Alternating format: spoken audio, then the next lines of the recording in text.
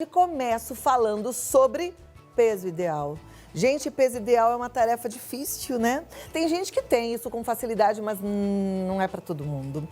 E às vezes as pessoas falam assim, por conta da correria do dia a dia, ou eu não consigo me alimentar bem porque não dá tempo de eu preparar meus alimentos. Agora, segundo o Ministério da Saúde, mais da metade dos brasileiros está acima do peso.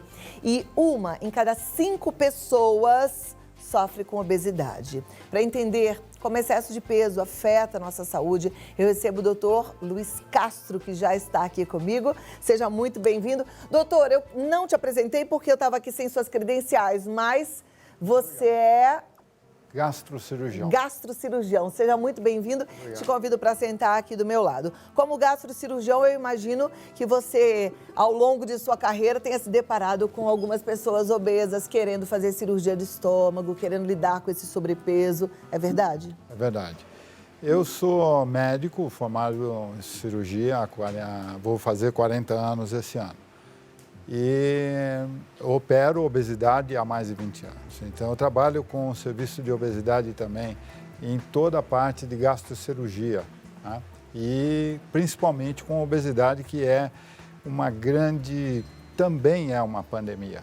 Em todos os países do mundo, principalmente no mundo ocidental, tá certo? Nós temos uma epidemia de obesidade. E a obesidade, nós teremos a oportunidade de falar sobre ela, né? Começa, que a gente costuma dizer, o magro de hoje pode ser o obeso de amanhã. Então, a obesidade, ela é uma doença crônica e nós temos que preveni-la. É interessante a gente falar sobre obesidade e deixar claro que é uma doença crônica, porque a gente está vivendo num mundo hoje que muita gente fala assim, é um mundo chato, né? Mas é um mundo de muita cobrança, um mundo onde as pessoas falam assim, nossa, vai falar de obesidade, vocês são gordofóbicos. Mas a verdade, a obesidade tem CID, é uma doença, né? É uma doença. E a gente precisa combater essa doença. Precisa. E a obesidade, ela não começa de uma hora para outra. Ela começa no sobrepeso. O sobrepeso já representa algum grau de gravidade. Ele tem vários escalonamentos pelo índice de massa corpórea, tá certo? Você encontra indivíduos com leve sobrepeso que para ele em específico, já é nocivo. Ele não precisa ter uma obesidade nem leve, nem moderada, nem grave, para que ele desenvolva doenças em que o sobrepeso já desencadeia esse tipo de doença. Por exemplo, o diabetes do tipo 2, principalmente na terceira idade, tá certo? O aumento da massa gordurosa no corpo, no fígado, a esteatose hepática e outros distúrbios metabólicos podem levar o indivíduo na terceira idade ao diabetes do tipo 2, certo? Que pode ser prevenido, em que o indivíduo, ao não ter, ou ele ter um peso ideal, para cada caso deve ser analisado, ele vai ter uma melhor qualidade de vida, com menos doenças, tá certo? E mais longevidade, né? Então, a probabilidade desse mecanismo acontecer é muito grande, né? Hoje é o Dia Mundial da Gula, nós estávamos falando nisso.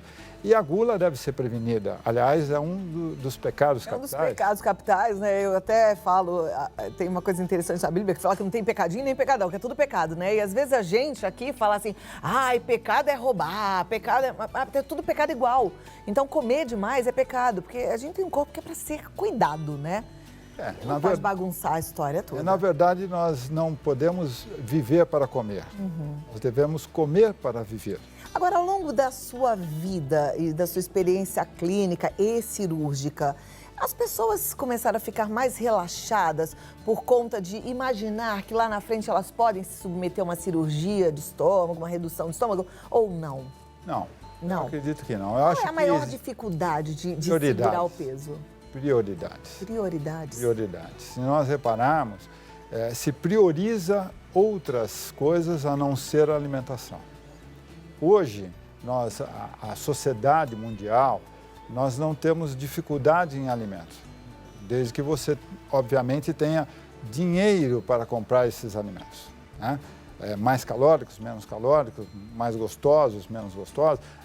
Então, nós priorizamos a nossa vida, o trabalho, priorizamos família, priorizamos costumes, atividades sociais, mas não priorizamos a alimentação. Hoje, a facilidade em comer faz com que a maioria das pessoas sejam beliscadores, e não que ele tenha uma alimentação regular, com um lanche matinal, com um almoço e um jantar. Né? Se come a hora que der. Dá para comer? Comemos. E comemos o que tiver pela frente, que seja mais prazeroso, mais gostoso de se alimentar.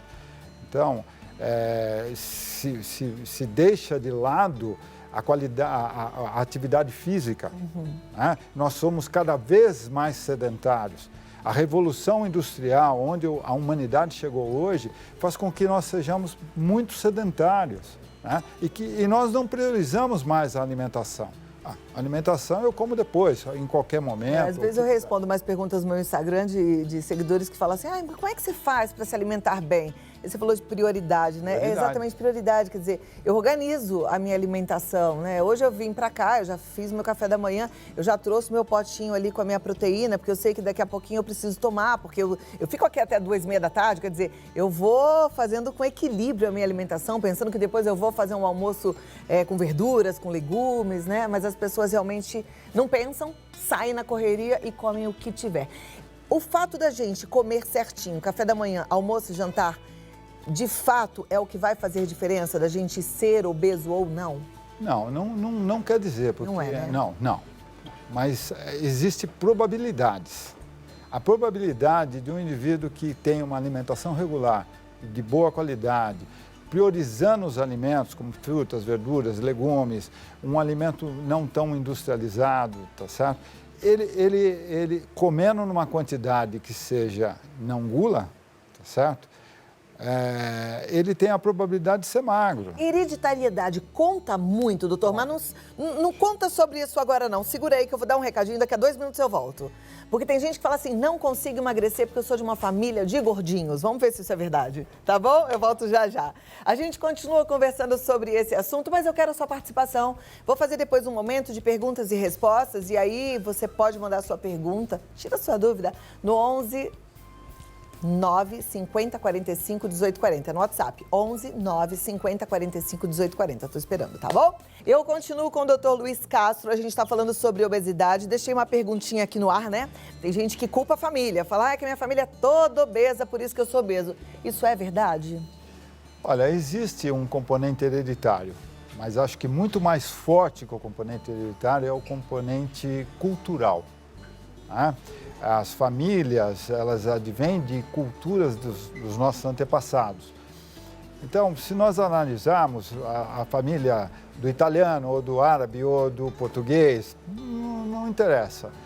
Nossos antepassados passaram fome, necessidades, e quem não gosta de uma quantidade de comida? Então, a mesa normalmente é farta, né? Sem horários, né? E isso é cultural.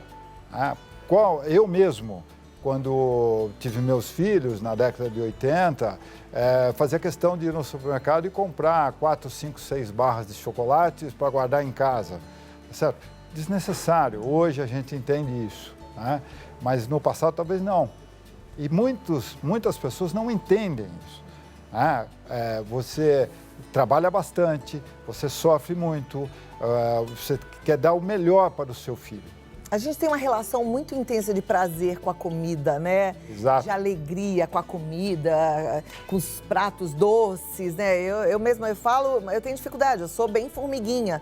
Mas aí eu me controlo, faço o equilíbrio, que eu sempre conto para vocês que estão em casa, e bastante exercício físico. Quer dizer, tem que tentar achar seu equilíbrio, né? Olha, vamos conversar sobre um assunto que está dentro disso, que é uma comida também, que é a bebida alcoólica. Né? Muitas pessoas acham que o prazer está na quantidade de bebida que se toma e não no momento em que ele está tomando. Então, é muito mais prazeroso um casal, num jantar, namorado ou casado, tomar uma taça de vinho que causaria o mesmo prazer do que tomarem 2 ou 3 garrafas de vinho.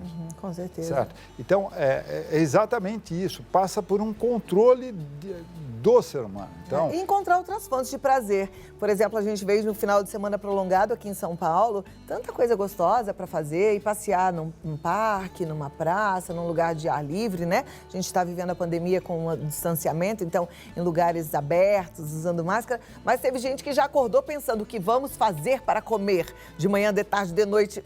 Aí é que tá, né? Tal da prioridade. é tal da prioridade. Veja bem, muitas pessoas falam assim, trabalho demais. Eu trabalho de segunda a sexta ou segunda a sábado, não tenho tempo, não tenho tempo, não tenho tempo, não tenho tempo. Então vem um feriado, ele fica em casa para quê? Para dormir e comer. Ele não está preocupado em fazer uma atividade física, em ter uma boa alimentação. Ele quer comer, né? E come-se exageradamente. Dá para mudar isso e tem que mudar isso. Agora vamos falar um pouquinho de cirurgia, porque muita gente já entendeu que a obesidade é uma doença e aí procura uma solução para isso. E a cirurgia de redução de estômago, ela tem sido cada vez mais buscada, mais falada. O que antigamente era tão raro, hoje em dia a gente já vê com mais frequência. Elas evoluíram?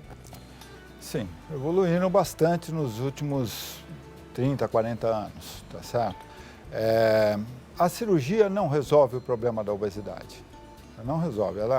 A cirurgia, como qualquer tratamento, você tem 3 tipos de tratamento para a obesidade. Você tem um tratamento clínico, você pode ter um tratamento endoscópico e o tratamento cirúrgico. O tratamento cirúrgico, ele deve ser reservado àquelas pessoas que têm que perder muito peso proporcionalmente, tá certo? O que seria muito peso? Depende da altura do paciente, depende da altura do indivíduo. Então, se você pegar uma pessoa que pesa 90 quilos, você fala assim, mas ele pesa 90 quilos, por que ele vai operar? Mas ela tem 1,5 m de altura. Ela deveria pesar 50 quilos e pesa 90, então ela tem 40 quilos a mais. Então, depende muito da altura do paciente, né? Então, a cirurgia, ela causa um impacto inicial, que a gente chama de namoro do paciente, onde ele não consegue se alimentar devido à cirurgia, né? Só que isso passa. Em 1 ano após a cirurgia, tá certo? Essa necessidade de comer, essa gula, isso volta dependendo da situação do indivíduo. Se a pessoa não mexeu aqui, né? Então, por isso que ele precisa de uma equipe multiprofissional, ele precisa de muita orientação para que ele não repita novamente, né? Ele tem que mudar o comportamento dele. Ele tem Existem que tipos de cirurgia de estômago, doutor?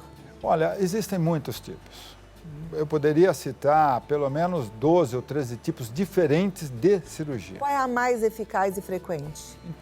Todas que são aprovadas pela Sociedade Brasileira de Cirurgia Bariátrica e Metabólica, do qual eu me orgulho de ser titular dessa sociedade, e o Conselho Federal de Medicina, muitas foram aprovadas, foram realizadas, mas elas foram abandonadas, porque quando você faz uma cirurgia, você vai provocar no indivíduo uma alteração no organismo dele. E essa alteração ela pode ser benéfica na perda de peso, mas ela pode ser maléfica ao longo do tempo, provocando outras doenças, como deficiência de proteínas e outras deficiências. Então, esse indivíduo precisa de uma equipe multiprofissional que vá assessorar ele o resto da vida. 2 cirurgias se tornaram notáveis nos últimos tempos, tá certo? Principalmente nos últimos 10 anos. Um é o bypass gástrico, que é uma redução do estômago com um desvio no intestino delgado, tá certo? Esse é um tipo de cirurgia. Ela tem um poder de emagrecimento grande. É muito indicada para um indivíduo que tem uma obesidade moderada ou grave, tá certo? E existe a gastrectomia vertical, esse é o nome em português, muito conhecido pelos pacientes em inglês, que é o sleeve, tá certo?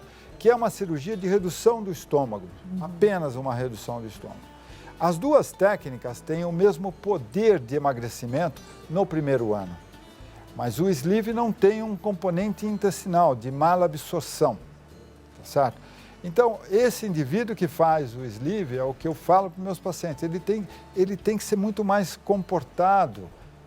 Depois que ele emagrecer, ele tem que prevenir, ele tem que fazer a parte dele, porque senão ele volta a engordar muito mais rápido do que num bypass. Mas hoje são as duas técnicas mais realizadas. Você está falando, eu estou me lembrando, eu adoro assistir um reality show do Dr. Now, que é acho que ele é americano, né? Ele é americano, lá em Houston. E ele sempre faz as cirurgias, mas ele obriga o paciente primeiro a se submeter a uma reeducação alimentar. Ele fala, não vou te operar se você não tiver mexido na cabeça, se você não estiver controlado em relação à sua alimentação. Isso mesmo. Eu vou falar um assunto que acho que é muito importante para todos. Frustração. Imagine um indivíduo obeso que lutou contra a obesidade, porque todos tentam lutar, e ele joga a toalha e procura uma equipe e vai operar.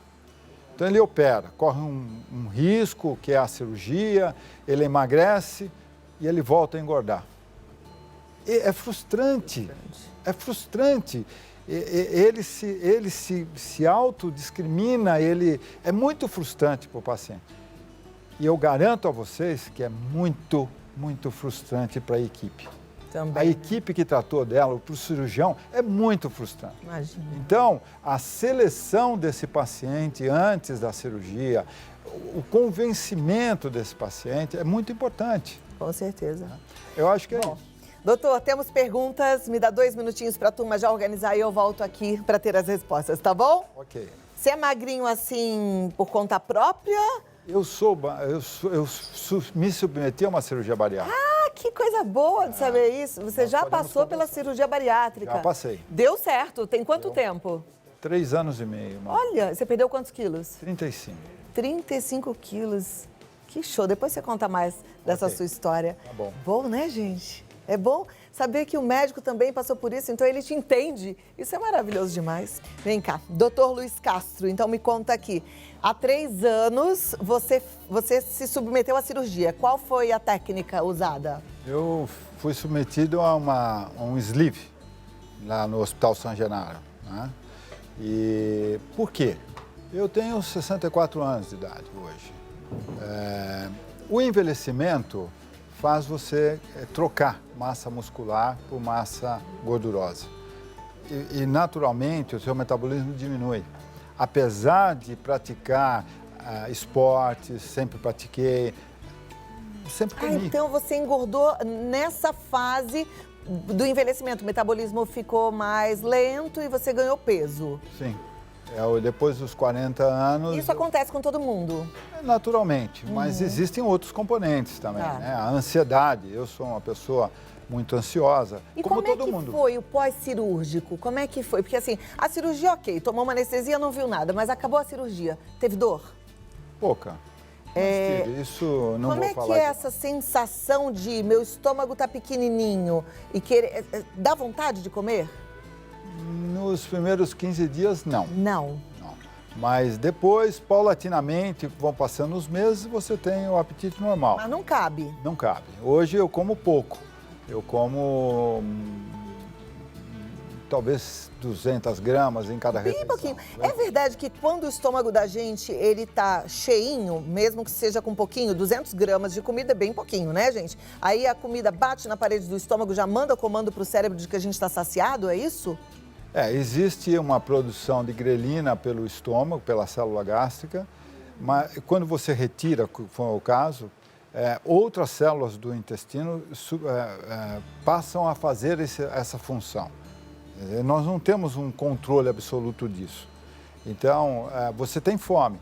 O grande problema do indivíduo operado de obesidade é beliscar, porque a gente come em pequena quantidade e você fica beliscando. Então, por isso que é muito importante o indivíduo ser preparado para que ele tenha disciplina para comer. Você tem disciplina, né? Porque tá magrinho. Isso. Eu pratico esporte, como sempre pratiquei. Aliás, o esporte não emagrece ninguém. A atividade esportiva não emagrece ninguém. Depende do que você come e do que você bebe, obviamente. Né? Se eu comer 3.000 quilocalorias... claro, você vai engordar, né? Você vai engordar. Então, e gastar 2.500, você vai engordar. Então, isso... A atividade esportiva te ajuda. Então, meu ritmo de vida, ele mudou necessariamente com a cirurgia, tá certo? Me ajudou. Mas depende da minha vontade, então. A cabeça tem que funcionar. A cabeça tem que funcionar. Bom, acabei que eu perguntei tudo pro doutor Luiz Castro e não passei as suas perguntas, mas eu prometo que eu vou passar. Daqui a 2 minutos, então, eu volto, que a produção tem que se organizar sempre quando eu passo para as perguntas. Então, segura aí que a sua pergunta vai sim, o doutor Luiz vai responder já, tá bom? Mandou, aguarde. Luiz, vamos às perguntas? Vamos? Vamos ter pergunta aqui na tela, produção? Então vamos lá, pode colocar a primeira. Posso saber se estou acima do peso apenas calculando o IMC? É índice de massa corpórea, ou é preciso uma avaliação médica? Não, você pode calcular o seu índice de massa corpórea, tá certo? É o peso dividido pela altura ao quadrado, altura vezes altura. Se esse índice for menor do que 25, quer dizer, essa conta, peso, altura ao quadrado, é menor que 25, você tem um peso ideal. Perfeito. Certo? É um peso para magro. É óbvio que isso tem um limite inferior, que é 18,5, tá certo? Quando você está entre 25 e 30, você está acima do peso. É óbvio que existem diferenças entre você ter 25,5, 26 e ter 29,5, quase 30. Tá? Então, a gravidade da doença ela vai aumentando conforme o seu peso aumenta. Eu vi agora mesmo, falando sobre índice de massa corpórea, né, o sobrepeso. Sim, nosso organismo foi feito para ter um peso. Se nós estamos acima do peso, paulatinamente nós vamos forçando as nossas juntas, seja de joelhos principalmente, tornozelos, a coluna. Né? O que ao longo de muitos anos, esse sobrepeso, pode lá na velhice, na terceira idade, comprometer a sua qualidade de vida. Então, o índice de massa corpórea pode ser um dado, sim. E você Perfeito. pode fazer um cálculo em casa. Próxima pergunta, então, vamos lá para a tela. Sei que estou acima do peso, mas esteticamente isso não me incomoda. Tudo bem continuar gordinha, já que sou feliz assim? Eu acho que na vida você tem que ser feliz, mas você também deve se lembrar da sua saúde. Né? Nem sempre aquilo que lhe causa felicidade pode ser bom para você. Estar muito acima do peso depende de cada um. Eu aconselho que você sempre mantenha o peso para baixo, que você... Perder peso é muito difícil. Tá? E o gordinho de hoje pode ser muito obeso no futuro. Tá? Não esqueçam que nós vamos envelhecer, que nós queremos envelhecer. Eu acho que é importante a gente se gostar de qualquer forma, a gente tem que se gostar, mas se a gente se gosta, a gente tem que se cuidar, né? Porque a gente quer viver mais, a gente quer lidar cada vez melhor com a gente mesmo. Então tem que cuidar do coração, cuidar das articulações, isso tudo é cuidar do seu peso também, Sim, acima de tudo. você tem completa razão. Próxima pergunta, vamos para a tela. Sofro com transtorno de ansiedade generalizada e tenho engordado muito, pode ser culpa da medicação? Certamente não. Não, doutor? Não. Mas medicação controlada, esses ansiolíticos, eles não engordam? O problema em medicina, em minha opinião, é a causa. Qual é a causa do problema? Ansiedade. Tá? Então, existem formas de você tratar dessa ansiedade. Não quer dizer que uma medicação vá controlar a sua ansiedade. Muito pelo contrário, ela pode ter efeitos colaterais maiores. Não estou dizendo que não deva ser usada a medicação. Cada caso e cada profissional. Então, se eu sou uma pessoa muito ansiosa, eu devo procurar um psiquiatra para tratar da minha ansiedade. Sim, um médico clínico pode tratar, sim, mas o especialista é o psiquiatra, é o psicólogo para fazer terapia, é tentar resolver o meu problema. E o que a gente assiste é o indivíduo não resolvendo o problema e tomando um comprimido para ficar mais calmo, para dormir melhor, para se sentir melhor. Na verdade, isso é uma fantasia, porque ele não está resolvendo o problema dele de ansiedade. Aliás, hoje eu tenho uma live às 18h30 com a doutora Ana Paula Pena falando sobre saúde mental. Porque saúde mental, gente, como a gente falou bastante aqui sobre tratamento multidisciplinar, é um problema que exige um tratamento multidisciplinar. O doutor estava falando, tem que ir no psicólogo, tem que ir no psiquiatra, mas você precisa ter um professor de educação física para te orientar, de repente buscar meditação, ou buscar um hobby, buscar uma atividade que te dê prazer para acalmar, né? E cada um encontrando aí o seu eixo, o seu equilíbrio, é importante. Muito importante você encontrar o seu eixo, o seu equilíbrio. E não simplesmente tentar substituir isso por alguma coisa. Por exemplo, por um comprimido de ansiolítico. Né? Perfeito. Uma pena que o tempo voa. Até estourei um pouquinho o tempo, mas eu queria conversar muito mais, mas te convido para voltar outras vezes para a gente continuar aprendendo sobre obesidade e as formas de tratá-la, tá bom? Muito obrigado pela oportunidade de conversar com seus espectadores e consigo mesmo. E é um prazer e sempre que me convidarem eu estarei de volta. Tá ótimo, obrigada, doutor. Doutor Luiz Castro, cirurgião do aparelho digestivo, ele está no hospitalsangenaro.com.br. Siga o Instagram, Hospital San Genaro com 2 N's. Até a próxima, doutor. Obrigada. Vamos lá, gente. Vamos continuar aprendendo. Lembrando que a gente ainda tem muita coisa pela frente. Aqui a gente não para de aprender. Aliás, na vida a gente só para de aprender quando para de viver.